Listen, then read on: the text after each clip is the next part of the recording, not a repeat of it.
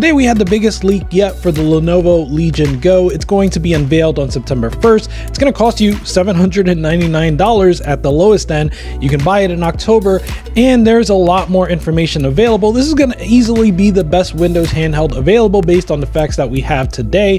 And I'm going to talk about price last because it is high and a lot of the new info may explain the price. So let's get into it. First, this is the third leak from WindowsReport.com. The first leak was just the existence of the Lenovo Legion Go with some details, of course. The second leak was more info on the controls and the I/O and the existence of the Lenovo glasses. This, the third leak, finally gives us full specs on the handheld, and it also gives us details on Lenovo glasses and a new accessory, the Lenovo headphones.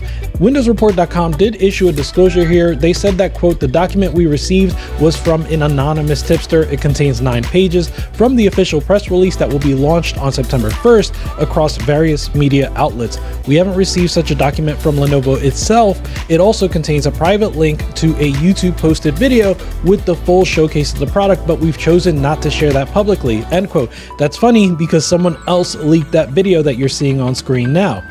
All of these leaks seem a bit staged to me, but that is unsubstantiated, and the disclosure that Windows Report issued makes it sound like they are contradicting that directly. Also, they probably had all of this info from the beginning and they're just slowly trickling it out leading up to September 1st. They had time for one more leak, and maybe it was going to be the video that they leaked before September 1st. But now that that video has been leaked by someone on Twitter, then maybe we've seen the end of the leaks until September 1st. What we know so far, of course, we're going to start with the screen. It's an 8.8-inch IPS display, so almost 9 inches here. One of the biggest screens we've seen on a Windows handheld. It's 2560 by 1600 or QHD+. That is a 16:10 ratio, which we'll come back to. Windows Report points out that this resolution, which is really a much higher than a lot of other devices, that this resolution is nice for using as a media consumption device. They say, quote, get rid of the gamepad controls and you have a mini tablet to watch movies on and YouTube on the go. Attach them and you can play Cyberpunk or Forza Horizon in just a few seconds. Neat, right? End quote. So yeah, I can see that happening. I can see it being for media consumption, and it also integer scales to 800p. This is a 16:10 display, as I mentioned, so it integer scales pretty nicely to the 800p on the Steam Deck. I know a lot of people are going to be looking for a 16:9 display, in which case 2560 by 1440 would have been better. Personally, I just hope that more and more games support the 16:10 ratio. It is a nice ratio, and also the display is BRR and 144 hertz refresh rate. It is nice to see the variable refresh rate here. It is one of my favorite features of the ROG Ally, and it is something that I miss whenever I go to another handheld. The variable refresh rate makes it so that performance is a lot smoother for games that have big spikes in frame time for one reason or another, which honestly, when you're playing very demanding games, it happens pretty often. So yeah, this is a top of the line display. I know some people would have liked an OLED or something like that, but yeah, 1600p, 8.8 inch. Also, it's 500 nits, so it matches the brightness of the Steam Deck and I think the ROG Ally as well. As for other specs, we finally got confirmation that this is the AMD Ryzen Z1 Extreme, the same chip that is in the ROG Ally. For my taste, the ROG Ally has, lower performance than the 7840U, so I would have liked to see a 7840U, but hopefully these drivers that have been constantly updated will make it so that the Z1 Extreme can compete better with either the Steam Deck at the low end or with the 7840U on the high end. Hopefully it picks one of those lanes and does really well in that. As for the RAM, it's 16 gigabytes, 7500 megahertz, LPDDR5X RAM. If I recall correctly, that's also better than the ROG Ally. And then it comes to storage, we have the option of 256 gigabytes, 512 gigabytes, or 1 terabyte. I'm guessing that the 256 gigabyte model is the one that's going to be $800. So we are going to see this probably climb up to above $1,000. That's interesting. And then let's talk about I/O.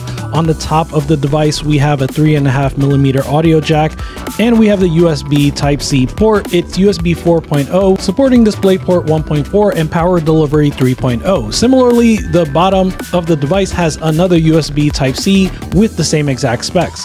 Next up is battery. It's a 49.2 watt hour battery. That is also bigger than the Ally and the Steam Deck. It probably couldn't go any bigger than that considering the entire device weighs 2 pounds with the controllers on.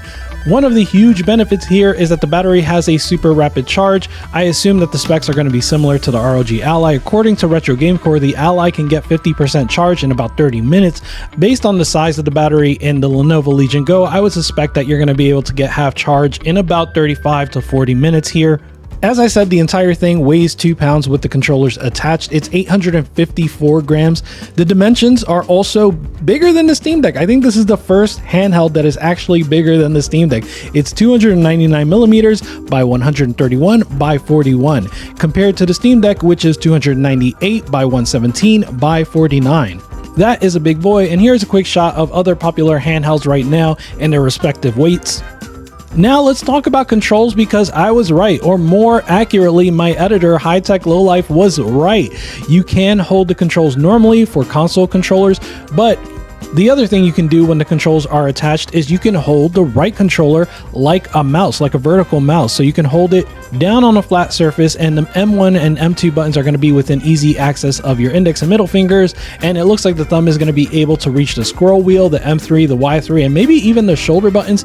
So that's pretty cool. They even show it in that trailer. It kind of looks like the dude is getting his ass beat in a shooter and he switches to mouse mode so he can get that good advantage. I like it. That's pretty awesome. And of course, this Windows report leak does talk about some accessories. They're going to be the Lenovo glasses. Those glasses have micro OLED displays, full HD per eye, so you get that full 1080p. It has built-in speakers, and these Lenovo glasses are going to work with any USB-C device. There's no proprietary implementation here, so I suspect they're going to work like the Vitro glasses or the X-Rail glasses that we've talked about before, and they're even going to work with the Steam Deck if you want to do that.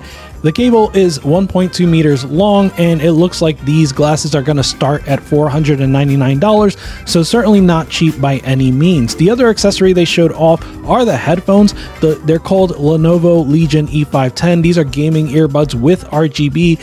And the Windows Report article does say this, quote, a pair of in-ear 7.1 surround sound headphones that, according to the press release, feature 10mm armature drivers. They are supposed to deliver punchy bass, balanced mids, and highs free from distortion, end quote.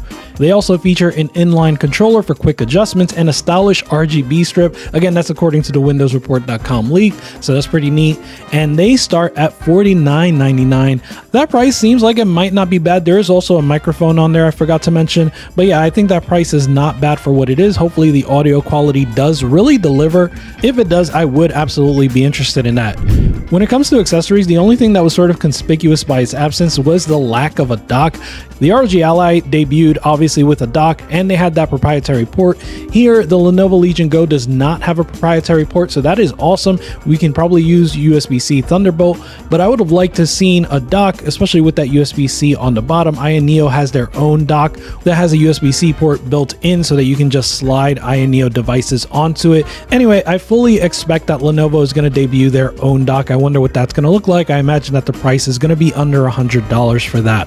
Speaking of price, let's close this out with a discussion of the price of the Lenovo Legion Go. Like I said, it starts at $800. That's compared to the ROG Ally, which is $700 for the Z1 Extreme. The Steam Deck obviously is $400 to $650 for the 64GB model all the way up to the 512GB model. But also Steam Deck has the refurbs now. Those refurbs are sold out, so you can't get them, but the 64GB is as low as $319 and the 512 is $519. So I think that the Lenovo Legion Go is coming in at quite a high price compared to those, but it's not that high when you think of everything that you're getting here.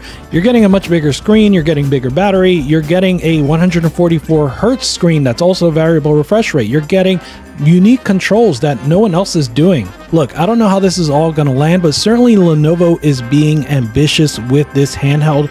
And if they do deliver, there's kind of no question that this is going to be the best Windows handheld out there by default. And the best part is, it seems unique enough from the Steam Deck to really justify its own existence and have a lane all to itself. So I'm really excited about this. Definitely let me know what you think in the comments. Let me know what you think of everything: the price, the screen, the specs, and the accessories. I think this is a great league. And of course,